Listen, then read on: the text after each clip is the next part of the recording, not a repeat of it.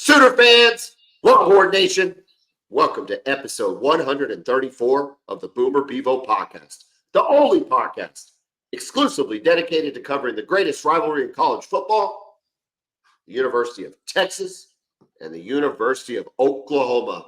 I'm here with my man, Kevin Miller. I am John Whitson.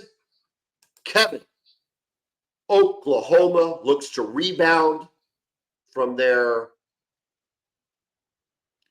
pitiful display of offense and their awesome defense that resulted in a loss to Tennessee. Texas looks to make a statement in their first game in the Southeastern Conference. But we must start with the college football story of the day, and that is quarterback Matthew Sluka from UNLV, the 3-0 UNLV Running Rebels quarterback, announced today, or maybe yesterday, I don't know, that he is foregoing the rest of the season because financial commitments promised to him by UNLV were not met. I'm going to let you start. My head's swimming with thoughts, but I'm going to let you start. What is your initial reaction? What was your initial reaction?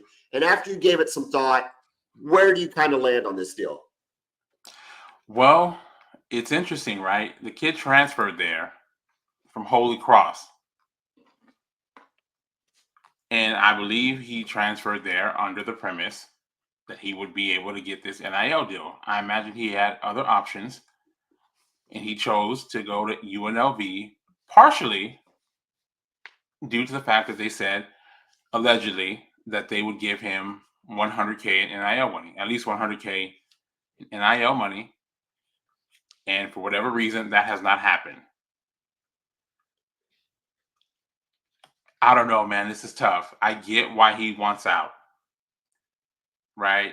If you say you're going to give the kid $100K and you don't, I get why he wants out.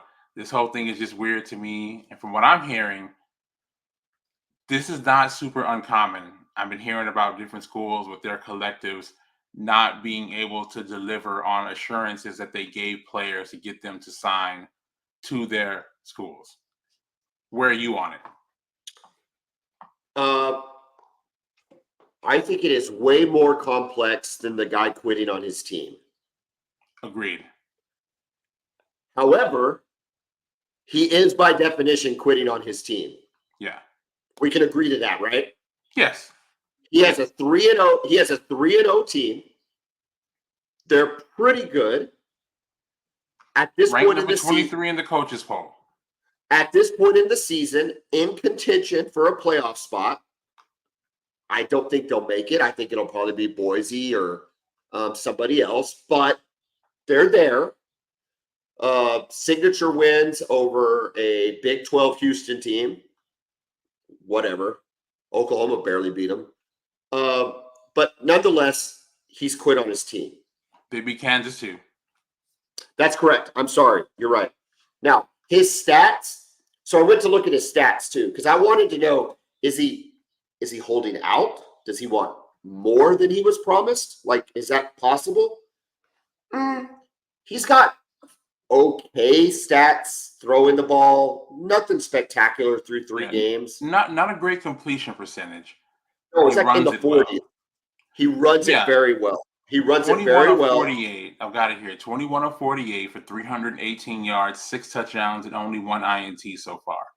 But on the ground, 39 carries for 286 yards and a touchdown. Yeah, so he's a dual threat guy. Yeah, he's a dual threat guy. He's obviously keeping them in a lot of games. All the things. Now, here's where rumor gets thrown in. So one rumor is that he has an agent, but the agent did not secure a written NIL deal. That he secured a verbal NIL deal.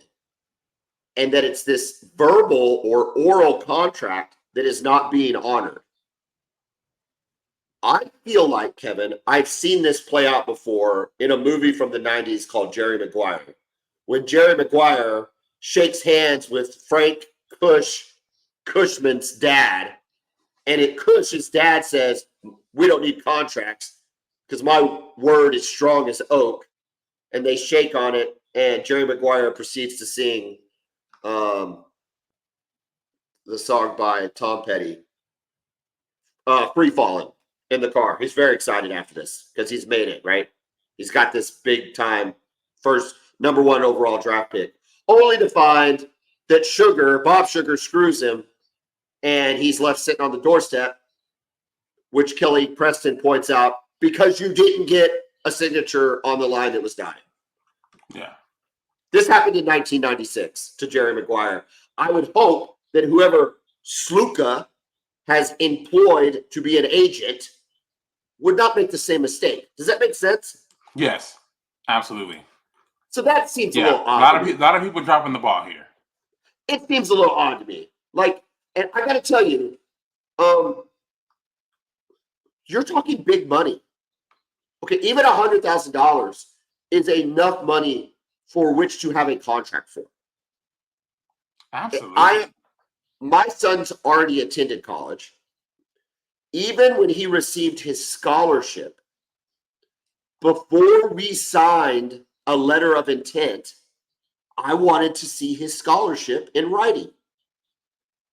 I did not want there to be any surprises when we shipped him off to Arkansas Monticello, only to find out that they didn't have a scholarship any longer for him. And that was like $4,500 a year. And it wasn't even money. It's just a scholarship, right? It's just a discount. Scholarship, yeah. But I, as a parent, just wanted to make sure my son was protected and wasn't going to show up and have the rug pulled out from under him, because that would be a traumatic experience for a freshman in college to experience. So Sluka is over 20 years old. He played at Holy Cross for 3 years. So he's 21, 22 years old. He's a senior. He's an adult. He's hired an agent, and he's dealing with UNLV, supposedly a reputable school. I'm having a hard time figuring out how this went so poorly, but you're saying you've heard instances of this happening in other places. Correct. Yeah. And no names or anything, but that, yeah, some schools are struggling to come through with what was assured players. And what it is you've got the schools and then you've got these collectives, and they don't always work well together. They almost seem like they're competing with each other. So, there's no one really in control here. It's a middleman. It's going back and forth. So I don't know. It can be a little messy here. If I'm Sluka's advisor, maybe his dad or a close advisor, if they told me he was going to get, if they had told him he was going to get paid and he hadn't got paid, I'm not sure what I'd tell him. He's receiving a scholarship. He's going to school. He's got a team that counts on him. But at the same time, they are now officially professional athletes. And if you're not getting a check, I think you're being taken advantage of in some form or fashion. Correct. But if you don't have it written down, how can you prove you're being taken advantage of? The whole thing's a cluster, a circular, right? Yeah, just going. Yeah. Well, I think you know what I'm saying. A circle of just dumb stuff. Yeah. Right. And so I don't know. I just find it fascinating. I think it sucks for UNLV. This quote from the agent real quick. Please. I reached out to the coaches halfway through camp. I reached out politely. Hey, I understand you guys are midway through camp. It's a quarterback competition, but the NIL agreement hasn't been sent out. Can we speak on this? He said nothing was said back for a couple weeks. I approached him again. I said, hey, you know what's going on with the question? I even offered to meet them halfway. I said, I understand that trying to get $100K within the next 4 months may be hard, but can we get him $10,000 a month? They said no. I said, how about $5,000? They came back with, we can give $3,000 a month for the next 4 months. Take it or leave it. He put that in quotes. and he left it. I think you leave it. Yeah, they they tried to play hardball. This is just a classic negotiation, right? They have a number. It's like, this is our number. It's either good enough or it's not. And he said, it's not. I'm out. I'll tell you what the problem is. I'll tell you the problem is long term, and then we're going to talk about our football games. Let's kind of wrap this up because this could go on forever. But the problem long term is that players are going to collectivize and unionize. And they've tried to stop them from doing that before, but you can only stop them for so long. Well, you can't stop it if they're going to do stuff like this. You just can't do it. And listen, I'm not necessarily a union guy. I tend to, as a business owner myself, tend to fall on the line of management, which good or bad, but that's just the nature of my personal view of life. But you can't treat employees like this. You can't treat contractors like this. Whatever they are considered, you can't do it. At the same time, bro, get a freaking piece of paper that says how much you're going to get paid. So when this happens, you can put it on Twitter and go, here's the contract. This is why I'm quitting. Yeah, anyway. Definitely a lesson here for this particular agent is the player and all players. If you're going to do NIL, you got to get it in writing. And I would imagine this is UNLV, right? Maybe it's different, and maybe it's a kind of a newer agent. You would think that schools like Texas and Oklahoma would have a better grip on these kind of things just to prevent these situations from happening, because this is not good for anybody. It's not good for the quarterback. And it's certainly not good for UNLV and their program. And this could hurt with recruiting going forward. Oh, that's it. More than anything, how are they ever going to be taken at their word again? Yeah. And again, now, have you noticed UNLV has been very quiet on this though? Like, yes, very quiet. Yes. So it's posted because NIL is not from the school. Remember, the schools aren't paying the player. The schools are still getting away with this because they're not paying the players. But didn't the NCAA, NIL, which is separate? But didn't the lawsuit that we talked about, I don't know, 4 or 5 episodes ago in the summer, lay the groundwork for schools to be able to pay them directly? Yes, but in this instance, though, this is between a collective, not necessarily through the university. Unbelievable. Okay, whatever. There you go. That's the story of the day, and we'll keep an eye on it. It's fascinating, and it's something that's going to affect college football. It's not going away. I don't think this is going to be an isolated incident. I think it's going to be stuff you're going to continue to hear about. And you're right. I'm happy that we're fans of Oklahoma and you're a fan of Texas, because I would like to think that we're going to be a little more above board on it. That being said, Oklahoma travels to Auburn, Alabama on Saturday, 2:30 kick.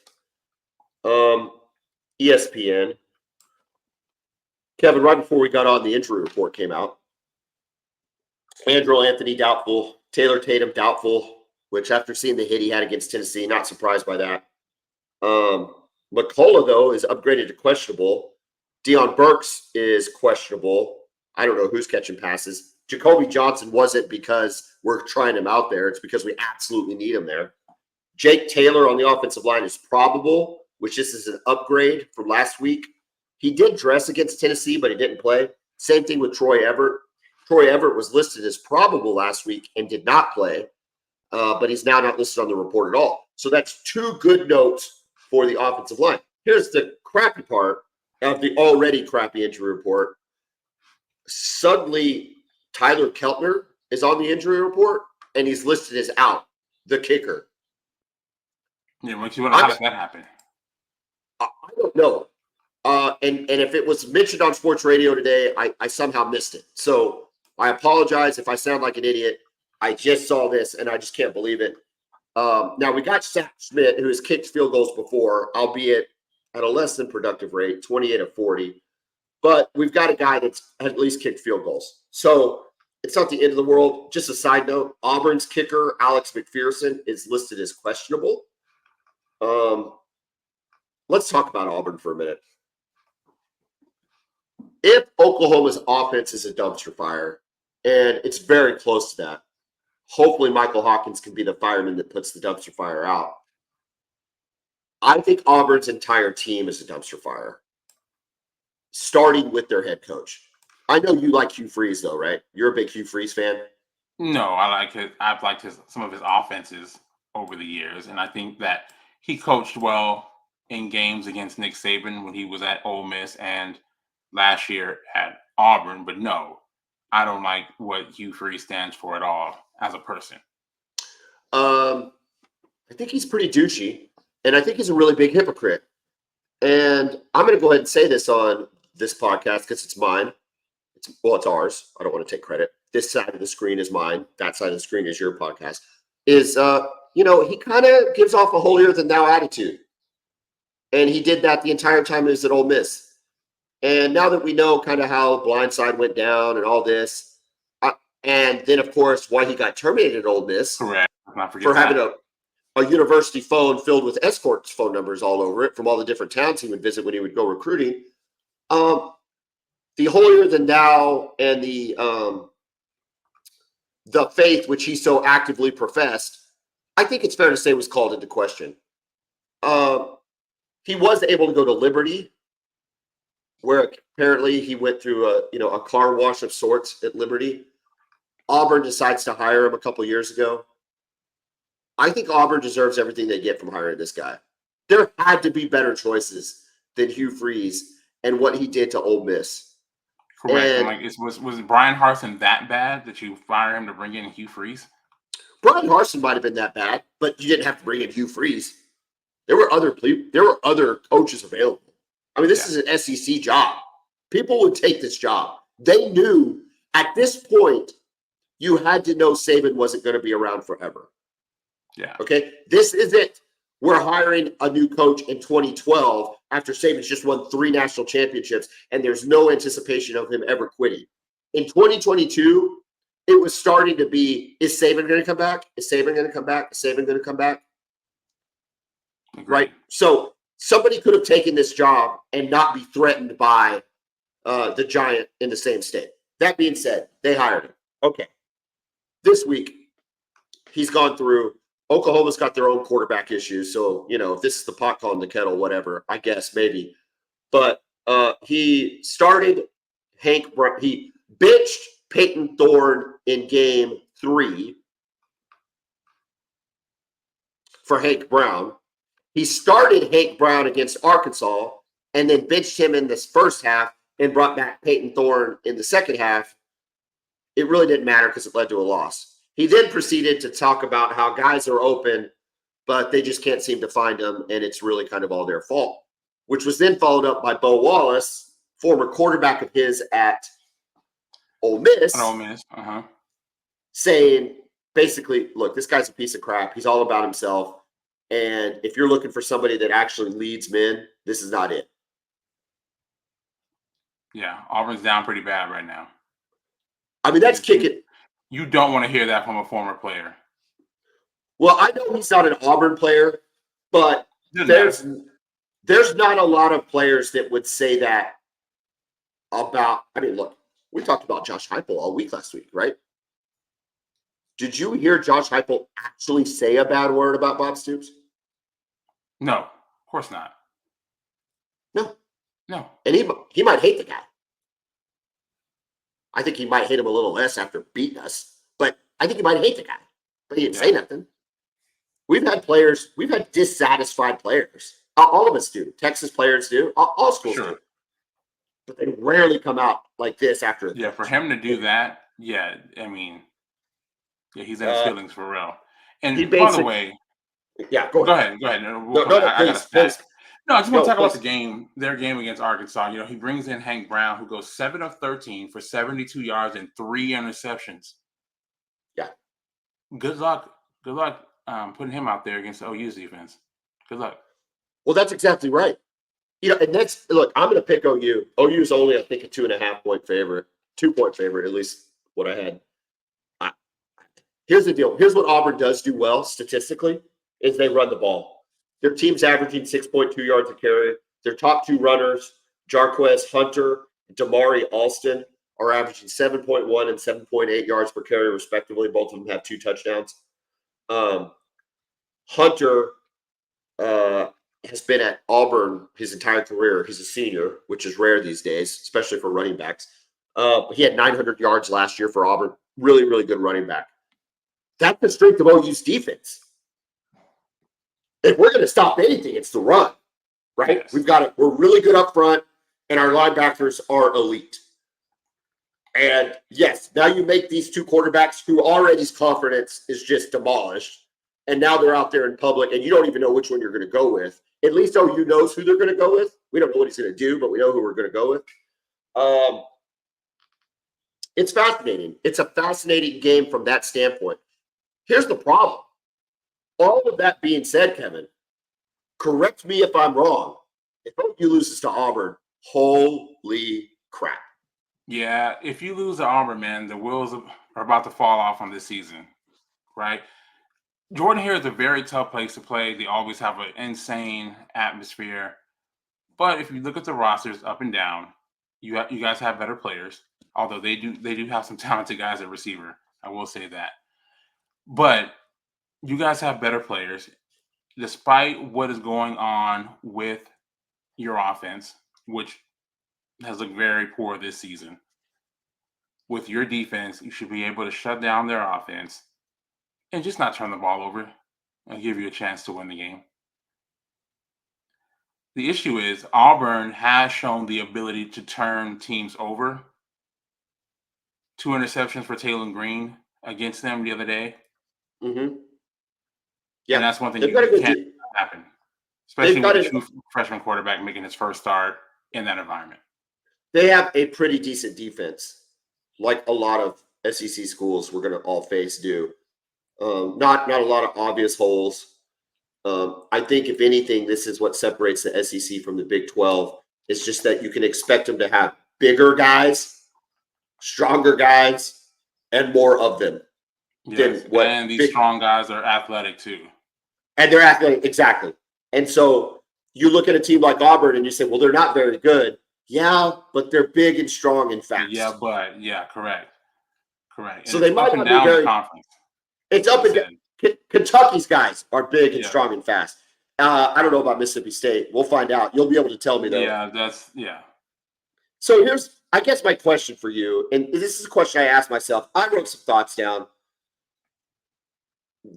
This is all going to hinge on OU's offense. And to your point, it's going to hinge on, can we not turn the ball over? And can we be productive enough? Whatever that means. More points than Auburn, obviously. But can we be productive enough? You have your offensive coordinator hat on. You've just heard you might have a couple offensive linemen back, but you're now down a couple more. You're down a running back and probably another receiver with Burks. You're starting a new quarterback. How do you adapt what you've seen out of Oklahoma in this matchup against Auburn? Well, I see if I can establish some sort of running game, man, to keep the defense honest. Can you run the ball? And I know Hawkins can do some zone read stuff that could try to pull in the defense and take off and get yards that way. But can you establish some sort of running game with your running backs? No. Right? If you can do that, then that will at least set up the deep play action shot. It looks like you're pulling the RPO out of the offense because the RPO thing has just been an absolute disaster. Okay, I'm glad you said that because I've been meaning to ask you. A lot of people listen to this podcast don't know what the RPO is. And then you mentioned the zone read and some other things. For the layman, what is the RPO? A, what does it stand for? What does it do? And why has it not worked against Oklahoma? And what is the difference between that and other running game tactics? Well, yeah, the RPO stands for run pass option. It's a play where the quarterback is making a read. So you extend the ball to the running back, and the quarterback is reading a player. Usually it's a linebacker or a safety.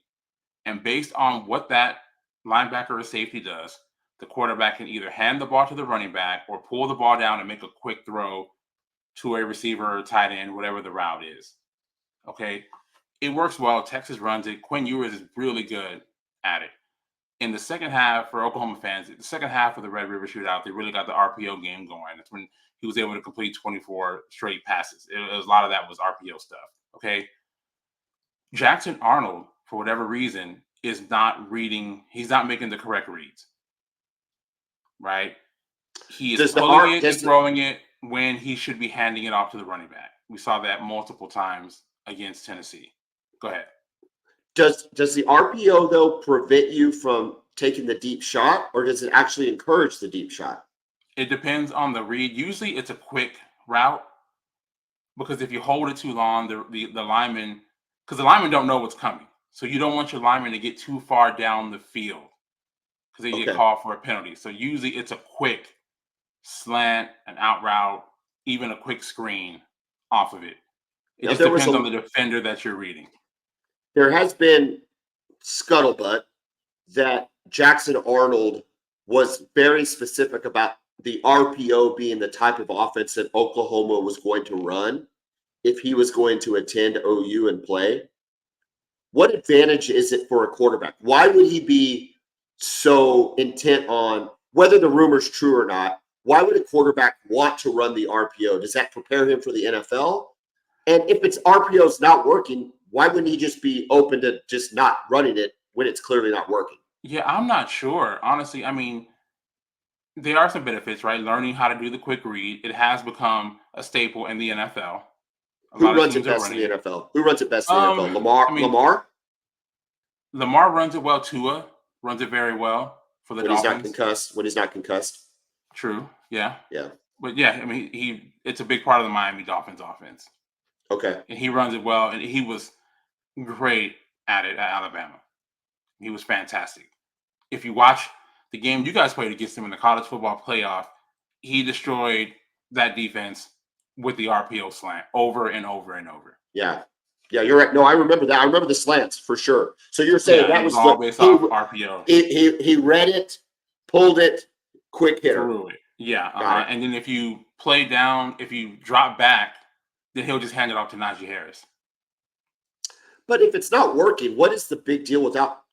I mean, I guess my point is, if it was clear that the RPO wasn't working for Jackson Arnold prior to making the quarterback change, why not just not run the RPO? That is a really good question. You have to ask Seth Luttrell that one. Okay, so that is a legitimate question. As soon as Hawkins got in the game, you scrapped it. The play calling changed completely. Those little crossing routes to Petaway and stuff. And again, look, Tennessee was playing a different type of defense once you got into the fourth quarter. Yes. But you weren't making RPO stuff. It wasn't working. And it really hasn't been there all season. But this one, and this game is a one where it really costs you. So I'm curious to see, because right now, Seth Luttrell's on a hot seat, at least when it comes to the fans. If you read between the lines or just took the press conference at face value, it sounds like he's on the hot seat with Brent Venables. Yeah. I mean, he was openly critical about the formation and the play design of the goal line play that resulted in a safety. Like openly critical. I did not like the play design, or the formation. Well, it sounds like BV is taking ownership of this, right? And you see this a lot of times with offensive or defensive coaches, right? Sometimes there's a lack of accountability for the other side of the ball, right? I.e. Lincoln Riley. Lincoln Riley in his defense. Yes, and it's basically the opposite right now. It sounds like BV has been zeroed in on the defense. The results have been there. Right. With the offense, I think he's probably just taking a hands-off approach. Make it happen. It's not happening. So I think he's having to step in and kind of make some demands. Hey, simplify this thing because you're costing us games now. Okay. Real quick on Jackson Arnold. Yeah. It's different if you're not moving the ball. Not moving the ball, that happens. But when you turn it over 3 times in a big game like that, that's when changes have to be made. That's all I have to say. Well, and when you turn it over. Correct. When you turn it over. When you are responsible for turning it over, changes have to be made. At any position, if a guy had 3 fumbles, they would not play the rest of the game. Or maybe the season. I remember Jimmy Johnson for the Cowboys cut a guy. You remember that early on? Mm-hmm. Oh, yeah. Just cut him. It's like, you're not going to fumble. We're not going to have fumbles. You cut. Okay, we talked about this. So you're saying, get away from the RPO. You talked about run game. I do not have any faith that we're going to have a good run game, especially with the news that Taylor Tatum is doubtful. Okay. So that means to me, we have to use the quarterback run game to establish something on the ground. I'd like to get Hawkins out on the edge. I'd like to have the pocket move a little bit and allow him. Is that too big of a leap at this point in the season if the offensive line hasn't been doing that already? I don't think so. I think it's worth trying because the regular drop back passing game you haven't been able to protect, right? And maybe Hawkins going to be better at the quick game, getting the ball out quick. My concern with him, and I love his talent, I love his athletic ability, but man, I'm nervous if he plays like he did against Tennessee, which I appreciate the kid going out there and putting his body on the line. But I just don't want to see him get hurt. And if he is running like he did and throwing his head in there, he's not going to finish the game. And then you're back to Arnold again. I've never minded that. Out. What's going on there?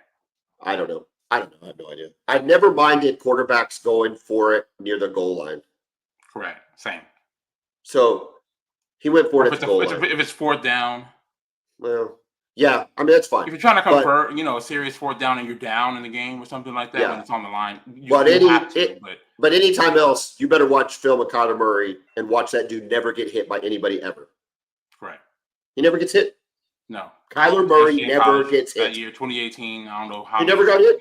No. He didn't play Alabama. He didn't get hit. Never gets hit. Slides everywhere. Slides to the pros. It's a must-win for Oklahoma. They're a 2-point favorite. We're going to pick the rest of the college football when we're done with this. But, Kevin, are you taking Auburn or Oklahoma? Oklahoma -2. Okay, so the Sooners have a lot of issues right now. This offense. Not a lot of hope for the offense right now. I think there's more hope than last week. Well, how are you feeling about it? Let me give you my pick real quick. Okay.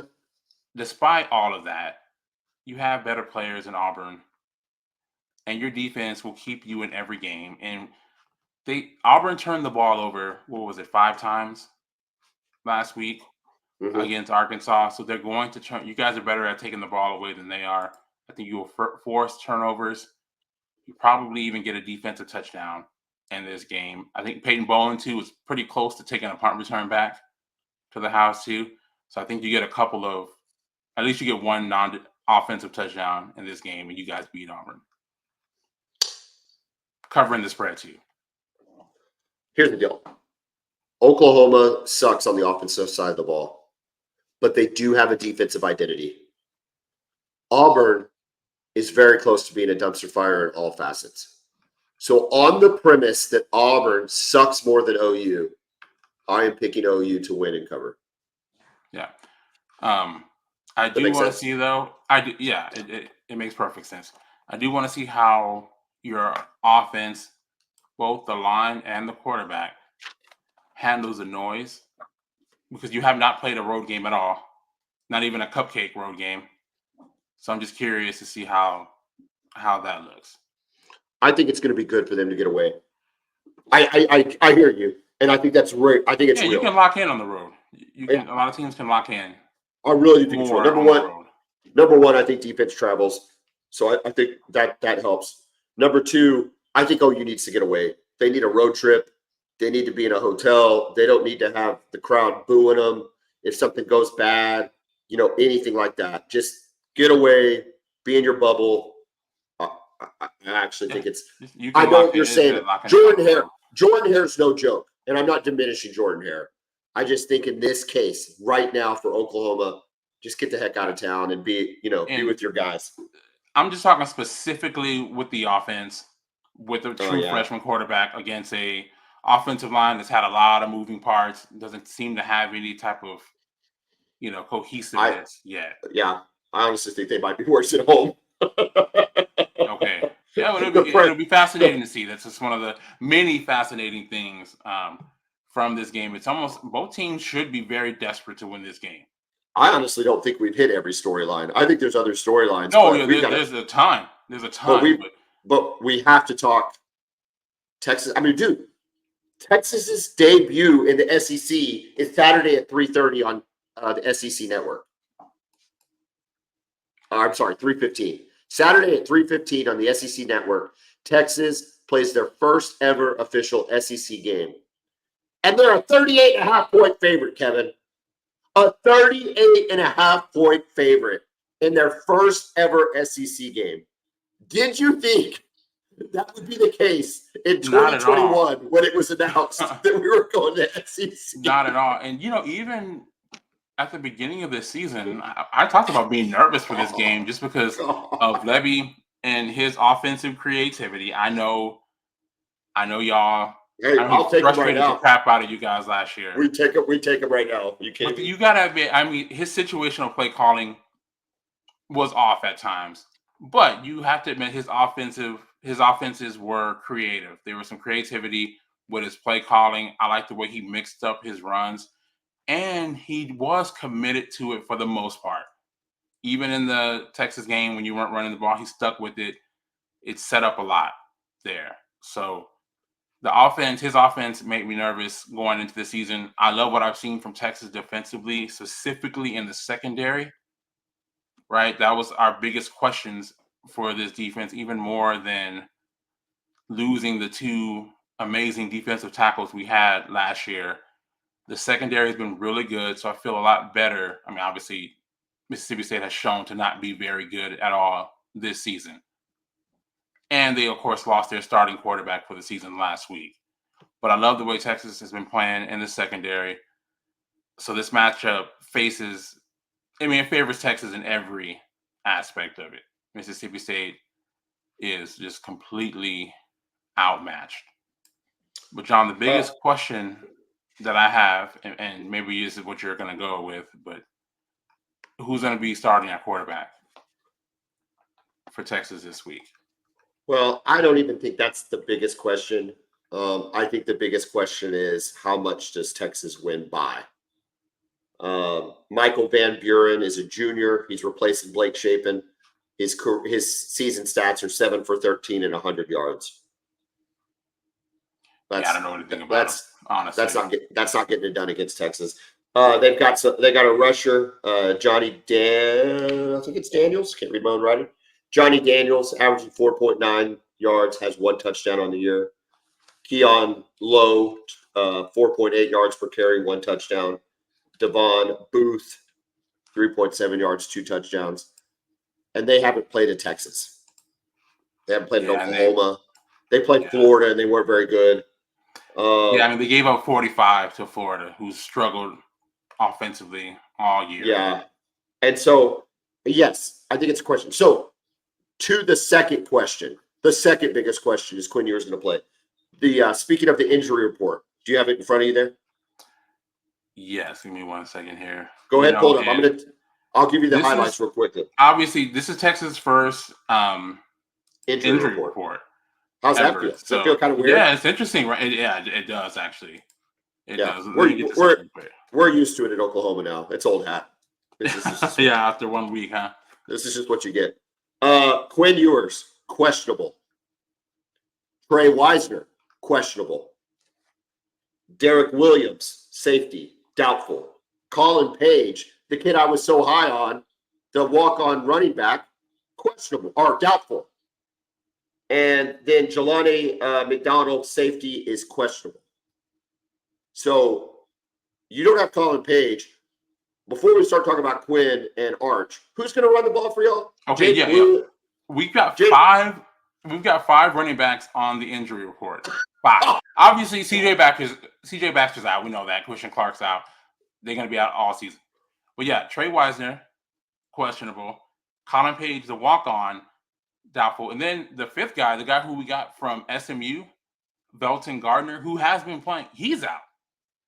So we've got, got Jaden Blue and Jared Gibson, right?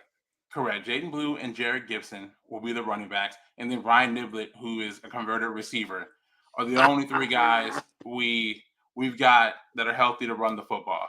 So my thing is, this typically might be a game we try to take the air out of it, keep the clock running so we can just get the heck out of there with the win. But I don't know. I think we're going to have to air it out just to get a huge lead. I don't know. And the problem is Gibson, our Blue and Gibson have been doing great. They've been great, yeah. Now, if one of those get hurt, then the number one team starts to show some cracks in the facade, right?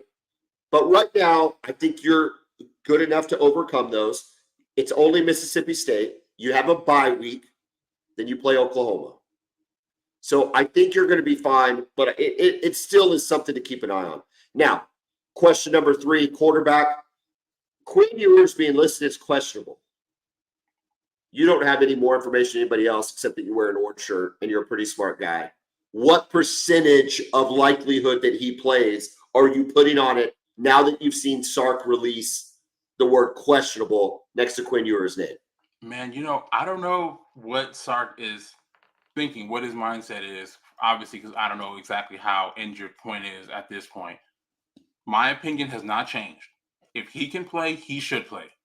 I need him out there in rhythm going into this bye week and going into the Red River Shootout. I need Quinn to be ready to go. And not just from a health standpoint, but like I said, from a rhythm standpoint. I don't want him to come back in that game against that defense rusty. So if he can play, I want him out there. Because as good as Arch has been, right? I love Arch, and Arch is the future of the program. He wasn't perfect. He has not been, and he shouldn't be. He's a freshman quarterback. Quinn, I want him out there. Yeah. I got to tell you, Oklahoma's looking at, and we're talking about Texas here, but I'm just setting it up. Oklahoma is looking at a game where if they don't beat Auburn, they don't make a bowl. That's on the table for sure if you don't beat Auburn. Texas could lose their 2 hardest games, and you're guaranteed 10-2. I mean, your schedule's so bad. It's so bad. It's not bad. It's not as hard as yours. Not as hard as ours. No, Kevin, you play well, now it's, some would say, a down OU team, although we're still ranked. But you play OU and Georgia, and everybody else is terrible. Who's the next best team on that schedule? You got to look it up because you don't even know who it is, because it's Mississippi, Vanderbilt, Kentucky, Florida, and some other crap hole school. Oh, Arkansas and A&M. They're terrible, dude. The next best game on your schedule is A&M. And y'all will be a 14-point favorite against them. The schedule sets up, man. It sets up for sure. Kevin, come on. We have high ambitions for this season. Yeah, and it's all there in front of us. Look, Oklahoma should have taken better advantage of their situation and their schedule last year. That's on us. So I can't really. It was really set, especially given the fact you beat the best team on your schedule. Yeah, and if we would have handled business, there would have been a fair chance that we wouldn't have played you again. Based on tie breaks, if certain things had gone a certain way, maybe we would have, probably would have. But yeah, it's anyway. I think listen. I think Texas is really good, dude. Outside of the running back situation, your receivers are playing well. Your defense seems to be solid. I don't know that you've been tested, but Michigan wasn't able to run on you, which we saw what they did to SC. So that's your biggest test so far, and that's passed. I don't know that you're going to have a test again, even offensively. Here's the thing I worry about with Georgia and you guys is Georgia's having a hard time scoring the ball. They are. And so your defense is running at a really high level, especially if you can get Quinn back in rhythm and you're able to perform against OU. I don't know that I'm feeling good if I'm a Georgia Bulldog going to that game. Yeah, I mean, look, the offense that they played so far have not been elite, but 22 points in 4 games. I'll take it. I will take defensively? it. Yeah. And what did Texas before? And what did Michigan have out of it? 12. 12. Okay. Yeah. And they scored a garbage time touchdown. Huh. So the defense has been impressive. I mean, I've been more impressed with the defense, especially the secondary, because but what about these 2 injuries? And I don't think it affects you this game, but McDonald and Williams. Any concerns long term with those injuries? I haven't heard about anything long term with them. Okay. Yeah. So if we have them back for OU, I'll feel really good about that because they're both pretty important. And we're fine without them, especially against Mississippi State, because we have Makuba and Michael Taft at safety, who have been really the starters anyway, because they're the main 2 guys. But those are our next 2 up with Derek Williams and Jelani McDonald. We're both really, really talented athletes out there. So, yeah, man, I'm excited about the team, the way it's looked so far. And the reason I am is because Texas, especially, remember under Tom Herman, we play up to our competition and down to our competition. With Sark, what you saw, at least in the first couple of years, was Texas, especially year 1 more than anything, get off to a huge lead, right? We're up by, I mean, obviously you know that firsthand. You were there in 21. But it was endemic throughout the whole season. It absolutely it wasn't just you guys. Yeah. Oklahoma State, Baylor the very next week too, right? We're up 3 touchdowns and you end up losing the game. Okay. Last year, being in tight games against teams like Houston, K-State, K-State was a good football team, but it's specifically like Houston being in dogfights. Right now, they're just beating the crap out of everybody. We struggled against Rice last year in the beginning. Yep. Wyoming was a 1-score game. It's halfway through the 3rd quarter. This year, they just beat the crap out of everybody, and they're sustaining it throughout the entire game, at least so far. Yeah. That's the difference to me between Sark's first couple years and this year. So it looks more like a complete team so far. Try not to get too excited, but I'm very happy with what I've seen thus far this season. I don't think this game's going to tell us anything different. I think beating Oklahoma will still be our hurdle, even though at this point, OU it doesn't matter. Yeah, that. But even beating, even OU beating Auburn, though, we're still double-digit underdogs, right? Probably. If Texas does this, my thing is that it doesn't matter with that game, right? We saw Charlie Strong come in to the Cotton Bowl 1-4 Texas and control the game against Lincoln Riley and Baker Mayfield, an OU team that eventually made the college football playoff that year. Yeah. Right. So none of that matters. What your record looks like, how your offense looks. You step on the Cotton Bowl field, it's completely irrelevant. All right. Before OU Texas, you have to beat Mississippi State. The line is 38.5. Does Texas cover that? Listen, we've been hesitant to pick Texas to cover all year. It's bit us a couple times. Does Texas cover against Mississippi State? You know what? I'm going to zag this time. I've been picking against them as far as covering goes all year, and I've been wrong, right? At least the last couple of weeks. So I'm going to pick them to cover. Mississippi State down their starting quarterback. Texas offense flying. So, yeah, I'm going to pick them to cover. Because Mississippi State has not been able to defend all year. Now they're down their quarterback. I wish I knew if Quinn or Arch was playing. Yeah. Because to me, that's the difference between covering and not covering. Remember this now. Remember what I'm saying, because I'd love to come back to it and see if I'm right. But I'm going to say Arch plays and Mississippi State covers, not by a lot. Texas is going to roll. But I'm going to say Mississippi State covers simply because Arch is playing. We'll see. Kevin, I want to thank Brown O'Haver. Brown O'Haver's a public insurance adjusting firm. A ginormous hailstorm came through. If you are a commercial business owner, a commercial building owner, and you were impacted by the storms, call Brown O'Haver 405-735-5510. We are experts at getting commercial roofs covered and repaired. And it's a lot more complex than a residential roof. Give Brown O'Haver a call if you're a commercial business owner that was impacted by hail. 405-735-5510. Let us work for you to get you more money. Kevin, it's not on the screen here, but is there anybody they can call if they have a residential roof and they need help with their residential roof? There actually is. You can call your friends at Pioneer Roofing. Okay, this hailstorm was major. Edmond Yes, it got hit was. hard all through the metro, down in Midwest City, far east, Norman, Lake Thunderbird area. Yeah, give our friends at Pioneer Roofing a call, 405-549-2712.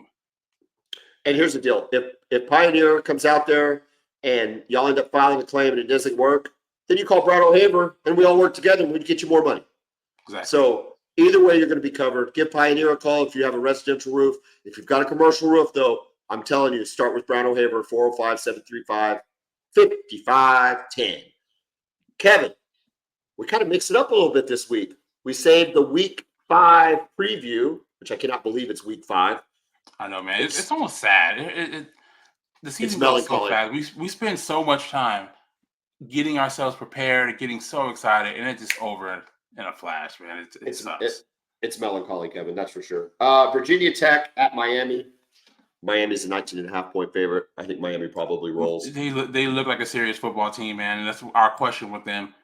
The stupid things that they would do on the field, the coaching stuff.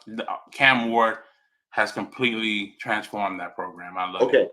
If they win the ACC, they get a bye in the playoff. Do they then get to host in the second round? I don't think so. I think by the time this, I could be wrong about this. I think the second round goes neutral. Neutral site games? Yeah. Which I think is disappointing because would you love to host a playoff game? Are you serious? I think it'd be awesome. I think they should host all the way through up until the semifinals, which I guess would be. Completely agree.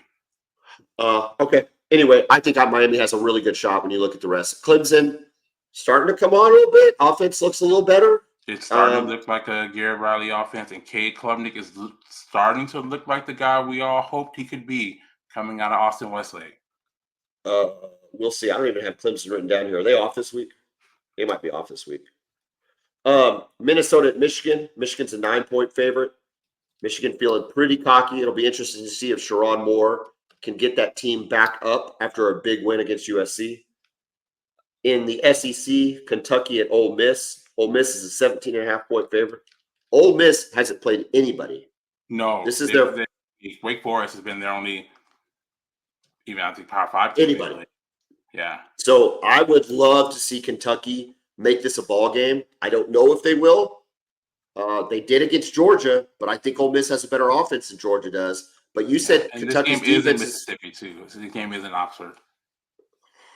But yeah, they've got a good defensive front. They got after Carson Beck. Well, maybe they can get after Jackson Dart. We'll see. In Waco, Texas, Baylor Bears are hosting number 22 BYU, who beat down K-State last week, despite being ranked. Despite coming off the big win over K-State, BYU still finds themselves a 3.5-point road dog. No respect for the BYU Cougars here, Kevin? It certainly seems that way. I mean, I don't know if there's an injury or some sort of matchup that Vegas is seeing here, but they were really, really physical. And we know they always are because they have older players, but they're really physical against Kansas State, and I don't see how Baylor stops that. Nothing to this point has told me that BYU is skating by. Their wins have been pretty convincing. And the K-State win 38-9, that's a real win. K-State is a legit team that has beat down Arizona. They did hang on to beat Tulane, but they scored a lot of points on them. It's really interesting. Yeah, and they're aspiring to win the conference, right? Kansas State is, and they got spanked. The game was not close, and it was really never close. Staying in the Big 12, Oklahoma State, number 20, falling to number 20 after their loss to Utah, is at number 23 K-State. K-State's a 4.5-point favorite. Kevin, I think this is a game we're going to pick, but thoughts on this matchup? You know, it was intriguing. I know Oklahoma State kind of made that game close, but Utah was so physical, man. And I picked Oklahoma State to win that game, and I just did not expect it. We know what Utah is, but I thought Oklahoma State will hold up better than that. Just giving me giving Oklahoma State respect because they win games like this. We've seen it, right? We've seen teams go down there and beat and lose in Stillwater, especially with Cam Rising being out. I agree with you. Look, I agree with you.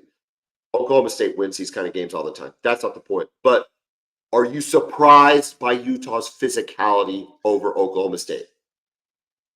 I was surprised that they were that physical. Okay, I disagree with you. I disagree with you. I get it. Coming out of the Pac-12, which by no means was, known for its physicality, they were for the last 5 or 6 years the most physical team, and it wasn't close. They hammered people. I mean, look at what Caleb Williams and USC. I mean, it was a running joke there in 2022. I mean, Utah beat them 3 times or whatever the number was. Yeah, they were the only team that beat them that year. Yeah, they just hammered them with physicality. So going to Oklahoma State. Now, whether Oklahoma State wins or not, whatever. Oklahoma State can pull some weird stuff. We all know that. But Utah being more physical, not a surprise. But that doesn't matter. We're not talking about Utah. We'll talk about OSU, KSU. We'll come back to it. Wisconsin speaking of USC, number 13 USC. USC is a 16-point favorite. Does Wisconsin adopt the run-the-ball plan that Sharon Moore so effectively used against them when Michigan beat them in the Big House last week? I'm sure they'll try. it. The problem is they don't have Michigan's defense. They don't have Will Johnson, Mason Graham, or Kenneth Grant, or Josiah Stewart. Yeah. That's the difference. I know you hate USC. I know you hate Lincoln Riley. I completely understand why you do.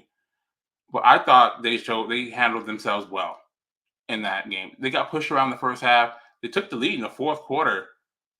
I don't know. They kind of impressed me, and I think they'll handle business against Wisconsin. Well, good for you, Kevin. I'm glad they impressed you. That makes me happy. Louisville at Notre Dame, 15 versus 16. Notre Dame's a 6-point favorite. Does Notre Dame reinsert themselves into the national picture with a win against Louisville, or is Louisville going to be too much for Notre Dame? I like Louisville in this game. You do? I don't trust Riley Leonard, man, and that offense. They were struggling in that game last week against Miami of Ohio. Yes. I know. I think that's a good take. I think Riley Leonard was fool's gold for us, and I fell into it after the A&M game.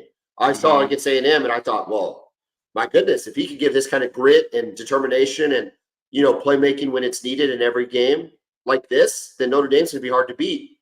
And then they fall on their face, and they don't produce any points. And I still don't trust the offense. Yeah, and their defense is good, but Louisville can score, and you're going to keep up. This is a top 25 matchup. We will be picking this game. Arkansas at A&M. A&M's a 4-point favorite.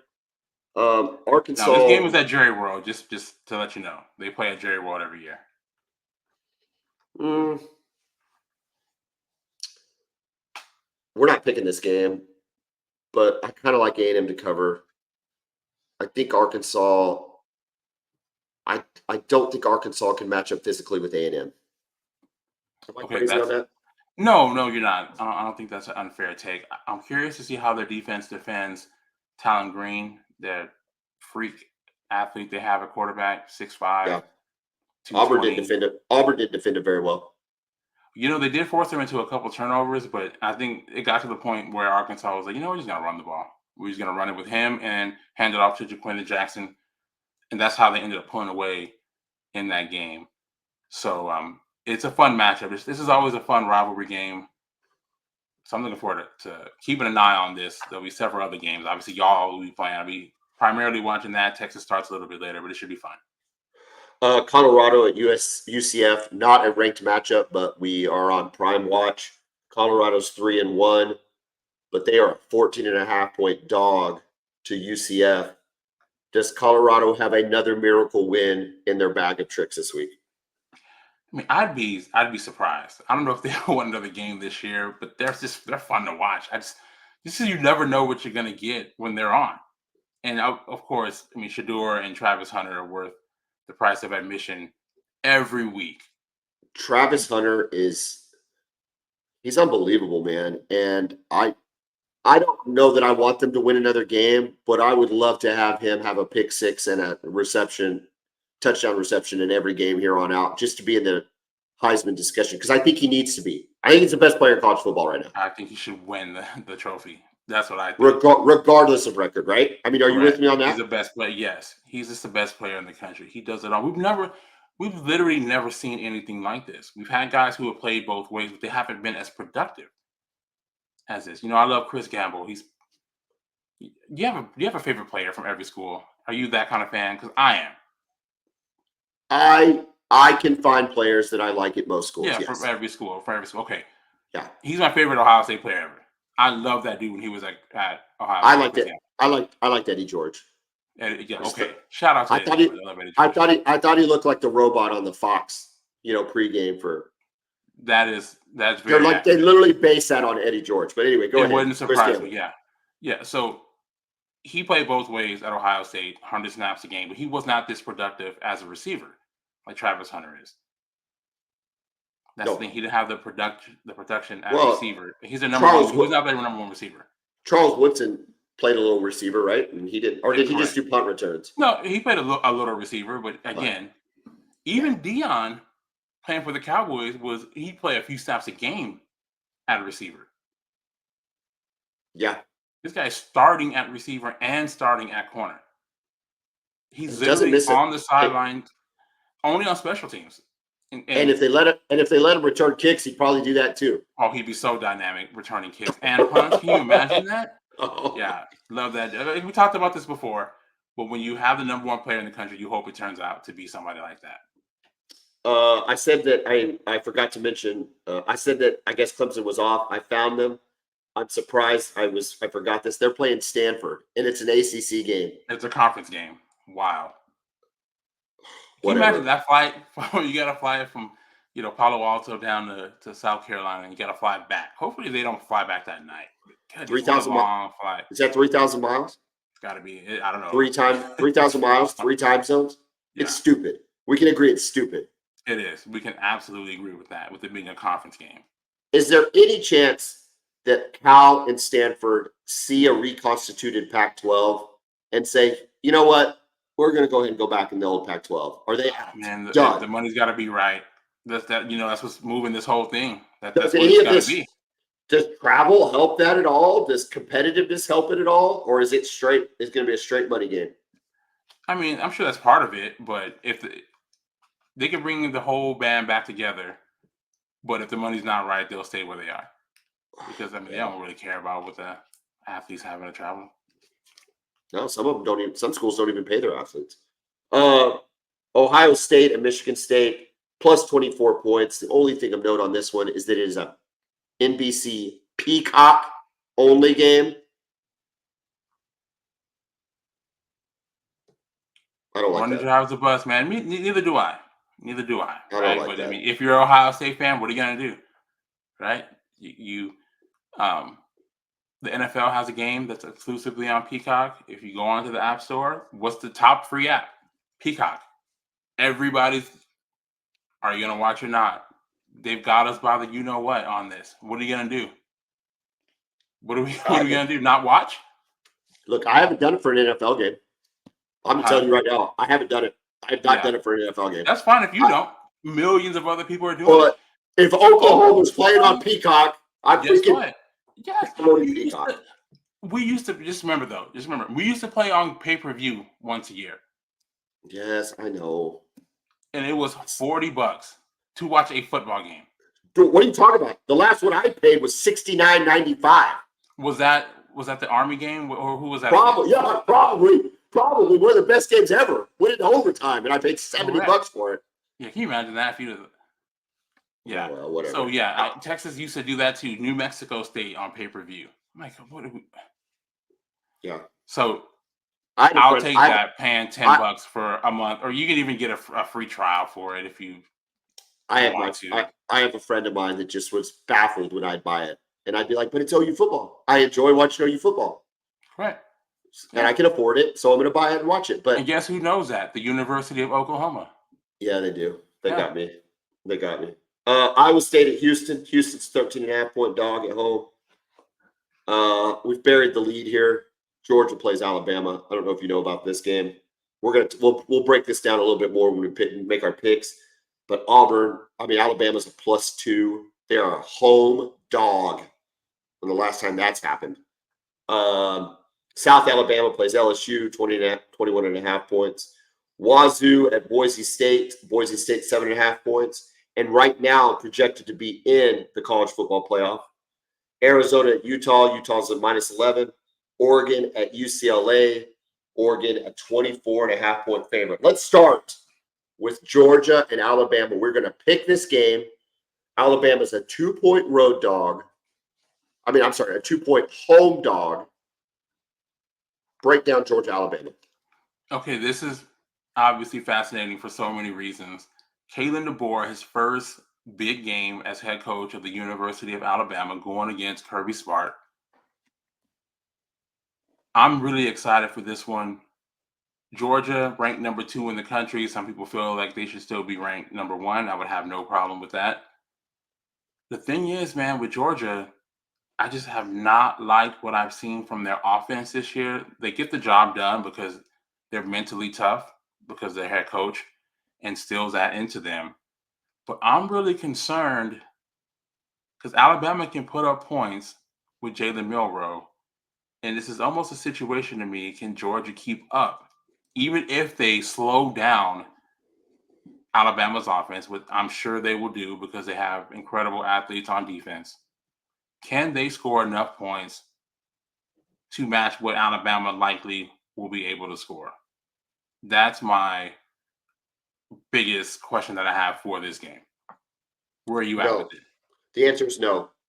I like Milroe. I like what DeBoer's about on offense. They're still good enough on defense to hold what has been not a very productive offense. Let's just call it what it is. It's not high flying.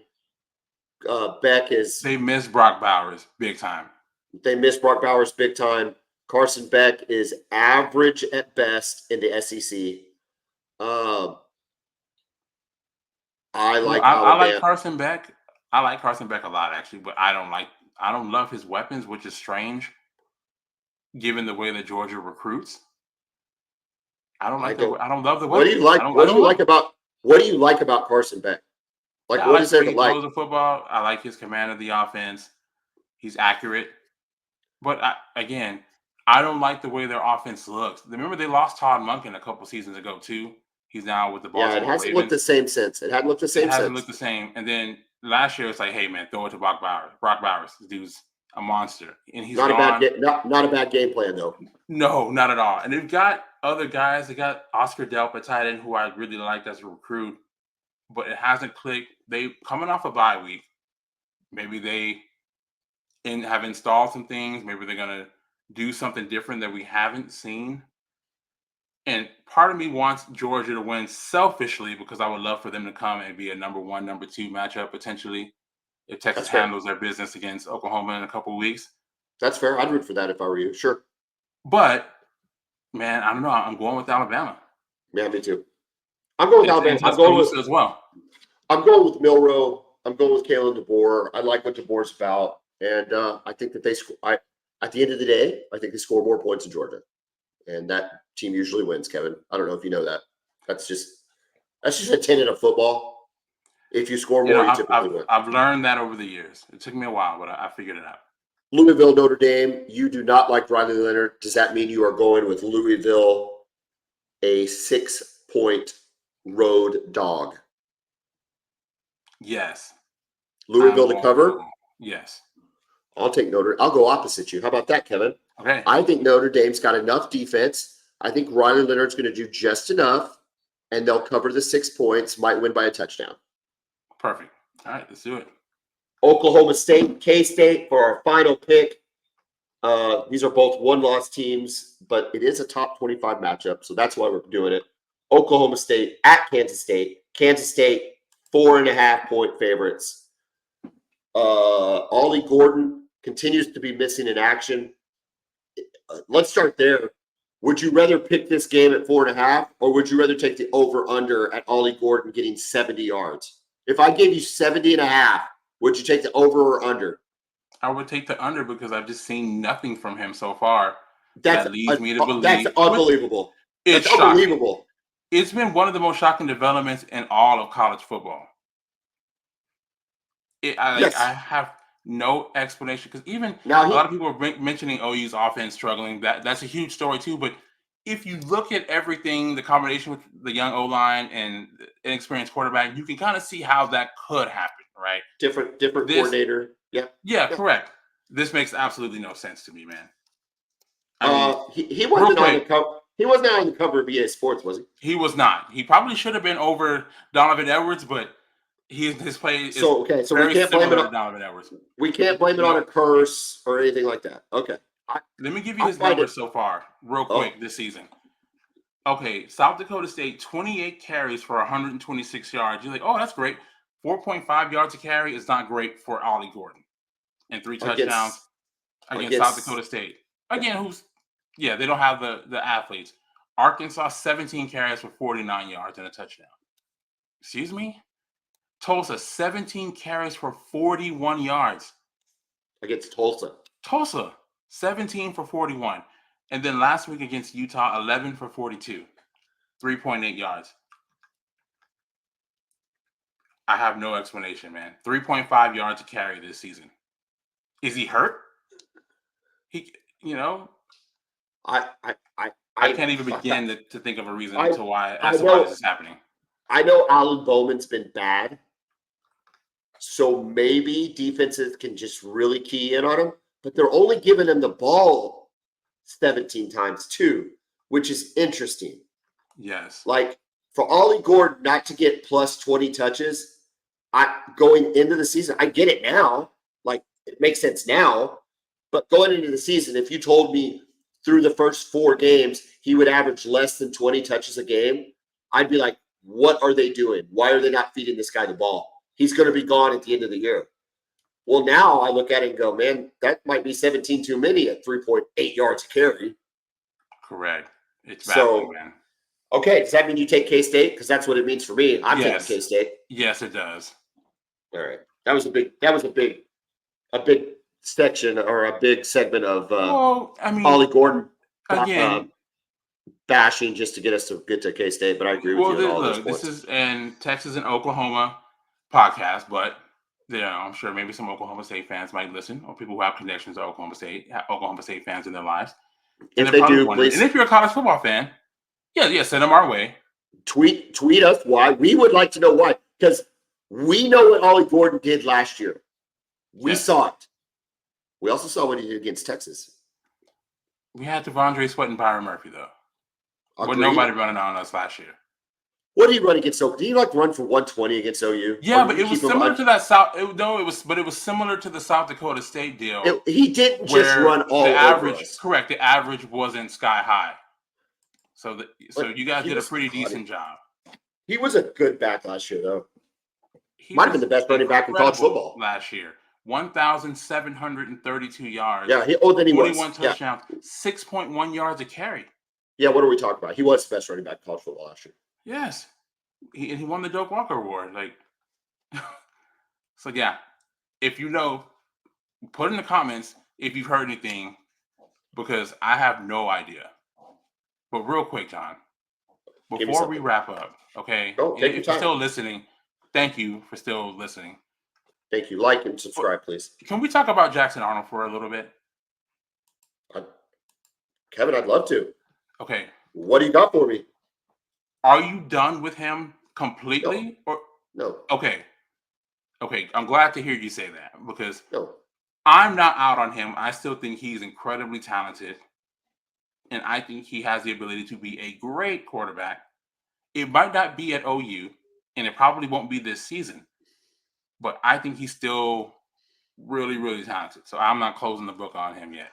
I think he was dealt a bad hand in terms of offensive line, in terms of receivers. I mean, receivers alone, okay, we're getting no separation at the line of scrimmage. I think it was Gabe Eichert was talking about it on the breakdown that you've got, or maybe it was Teddy Lehman, one of them, where you've got these really fast receivers. Brennan Thompson, as an example. But they're not very big. And they're starting stationary at the line of scrimmage. They're not in motion. Correct. So they're being able to get jammed. They're being able to get roughed up. They're being able to just completely not get separation at all. And that can't be good, right, for a young quarterback or even an experienced quarterback. I think that with Dillon Gabriel, we would still be 3-1, Kevin. Agreed. Because Dillon Gabriel isn't as mobile as Jackson Arnold. He's a better thrower, but we are really running out of targets to throw to.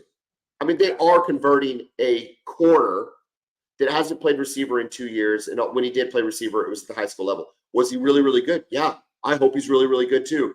But that's the point to where we're getting. Correct. And so I think he was replacing Nick Anderson with a corner. And not just a corner who's buried in the depth chart and is looking for a way to get playing on the as field. corner. Has been He playing. plays. He was out there in the first quarter against Tennessee. Yeah, and doing well. Yes, and doing well. So that's the offensive. I mean, that's the receiver core. Offensive line. It's just we knew it was a question mark going in. We thought Branson Hickman, when we signed him with a transfer, was going to be kind of the glue to bring it all together, and it's just all falling apart. Okay. So there's every excuse in the world. On top of that, he's feeling pressure from the crowd when he's playing games, pressure from Twitter, pressure from social media, whatever. And I feel like he's pressing. And when you're an athlete at any level playing any sport, when you start pressing and start trying to make things happen is when it's so much more difficult for things to happen. completely. And then when those things don't happen, then you press even harder and you make really stupid ass mistakes, like throwing into triple coverage, like trying to make something out of a busted play on the 5-yard line and fumbling it, and then trying to throw it 50 yards across the field laterally for no reason, really, because it's your last resort. And if anything, I feel like, Kevin, you tell me this, if we weren't in NIL/transfer portal world, where everybody's constantly worried about, is he going to transfer? Is he going to transfer? Is he going to transfer? If we pull him, does he transfer? If we bench him, does he transfer? If we don't play him, does he transfer? Right? I mean, I'm literally sick of it, but it's where we're at. I know it, but I'm sick of it. It is what it is, but I am sick of it. Do we not maybe bench him in the Houston game? And say, hey, we believe in you. We've given you a really crappy hand, and you're pressing right now, and I need you to take a step back from the game. Yes, correct. Just any other player, and quarterback is also that really unique situation, right? Dude, if this was basketball, you just sub him out. Okay. Yep. Hey, have a seat. Just have a seat watch right the game here for about 10 minutes. We'll get you back in there. Drink some water. Go talk to the assistant coach down at the end, and just chill out. And then you're right back in the game. If you're a running back, come on out. Take a breath. Any other position, Danny Stutzman is probably our best player, and he spends half of the defense on the bench this year. They are subbing him all of the time. But with quarterback, it's just not Oklahoma. It's everybody. Yeah. Right? It's everybody. Yeah. But we're so hesitant with the quarterback to go, hey, dude, just take a breath. And then you add on NIL, you add on transfer portal, you add on everything that goes in with it. So my point being is, I agree with you. I think he's a talented kid. I don't think that talent goes nowhere. We saw the arm against Arizona last year. Yeah. We haven't seen very much of it this year, though, Kevin. No, we're not seeing the good. That because you said you had good and bad. You were expecting a lot of good and a little bit of bad. Dude, if we saw the offense he had against Arizona, we roll Houston and we roll Tulane. Yes. Even with the turnovers, we roll with this defense. Yeah. Now, Tennessee is another story. We're probably still 3-1. Who knows? Yeah. But now, hey, I got to ask you, though, while we're talking about Jackson Arnold, you've been on Twitter and everything. What's your thoughts on the and it's gotten to the point where Brent Venables had to address it in the press conference.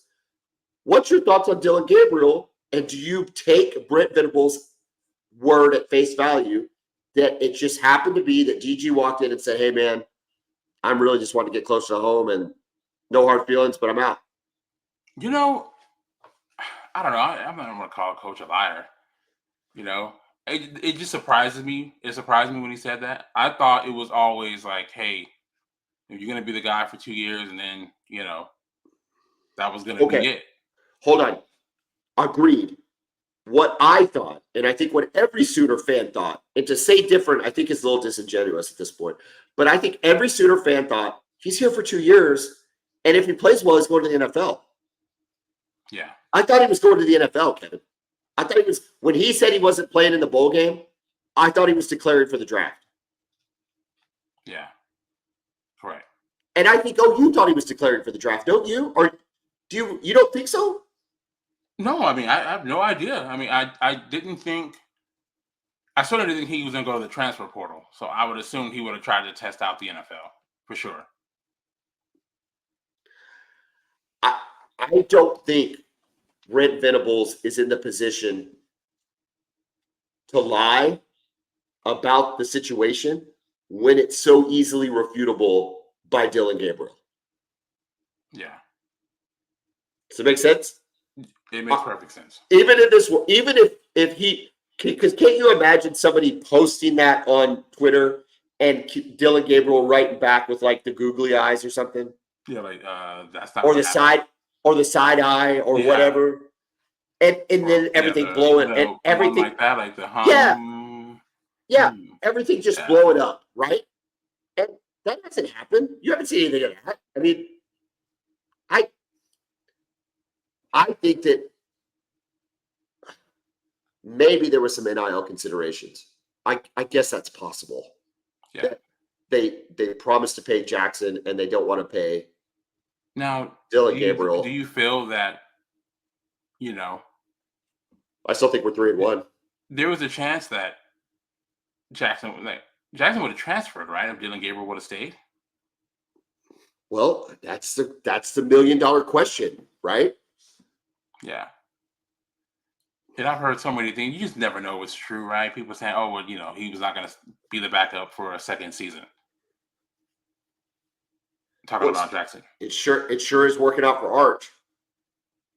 Correct. See, they had the Mannings are a different situation, right? Because he's different to where there's no money that's being factored into this because he doesn't have a desperation to go to the NFL for financial reasons like the rest of us would.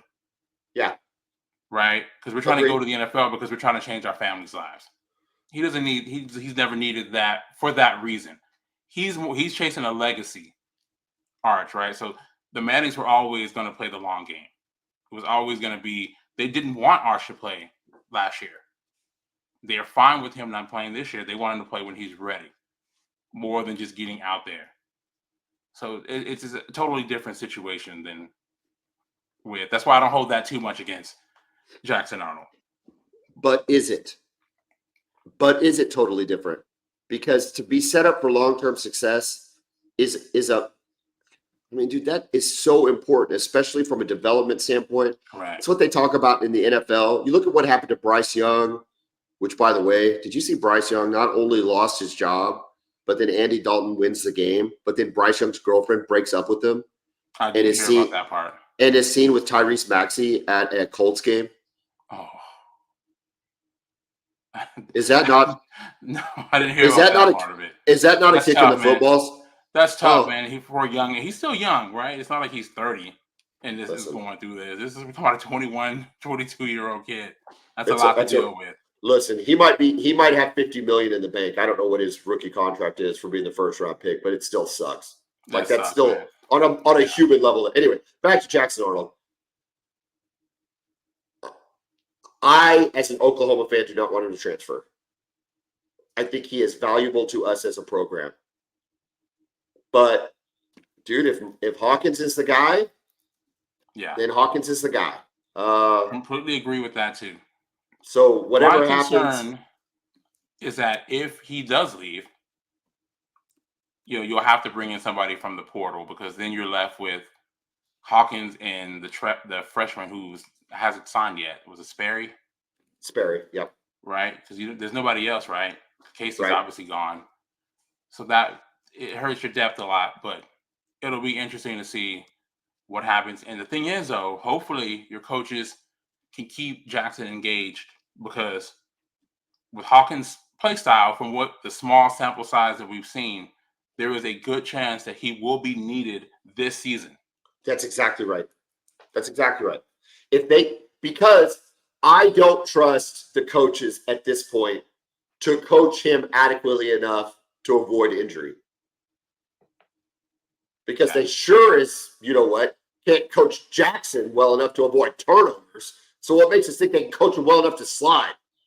And I'm not joking about that. I'm not being funny. Like, it's serious. And so, yes, you're right. There is a very good chance we need Jackson Arnold again. And hopefully we have an offensive line. Hopefully we have some receivers. Hopefully Jacoby Johnson has blossomed. I think he can. Maybe I'm just biased because he's a Mustang guy. But it's going to be fascinating. Kevin, we've gone long. If you've been listening, thank you for your patience. But thank you for sticking with us. Kevin, as you know, for the last about 3 or 4 weeks, we've had the best number or the most number of views we've ever had outside of an OU Texas week. And so we really appreciate everybody that's listening. Please continue to like, share, subscribe, do all the things. Comment. We love it. As Kevin and I said, this is already week 5. We're almost halfway over. And, get in it, man. Get in the mix. Let us know what you're thinking out there. We even had a Bulls fan listen. Did you see that, Kevin? I did, yeah. He was complaining about the field. Whatever. Whoa, hold on. The field did not look like your field normally looks. I don't know what was going on. Did you paint it? There's a lot of drama about the field. Y'all were falling too now. There's a lot of drama about the field. I guess we have a different groundskeeper. Okay. Did you paint it? And not everybody's It looked a little brown. I think we painted it. The last week? Okay. I think we painted. I can't imagine. We had no rain. It did not look the same. Correct. That's what I'm like. It looks like it's been raining all day, and I live 20 minutes from the place, and it hasn't rained here. Listen, sometimes grass is just brown. That's the nature of playing on natural grass. Correct. And I think it might have worked out. 110 degrees. I think sometimes you just have to let nature take its course.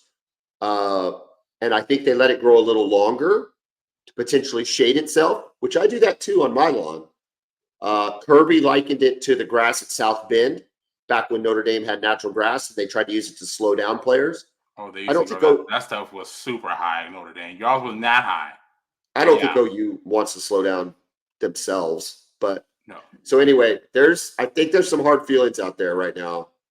I know the guy that was doing it is now at Dornick Hills, the golf course down in Ardmore, which is a great track. I expect that golf course to just be in fantastic shape next year. But anyway, I think it's a subject, Kevin. I think it's a good thing that Oklahoma is away from the field for the next 3 weeks. I think maybe we'll be able to get some stuff taken care of. Yeah, but for sure. Yeah, I feel like, did I bring that up or did you bring that up? You did, but based on the Tennessee fan who commented. Anyway, hey, Mississippi State fan, Auburn fan, if you're out there, comment. Let us know you're listening. Kevin, it's late. It's Wednesday. We got 2.5 days till game day. Boomer. Hook 'em.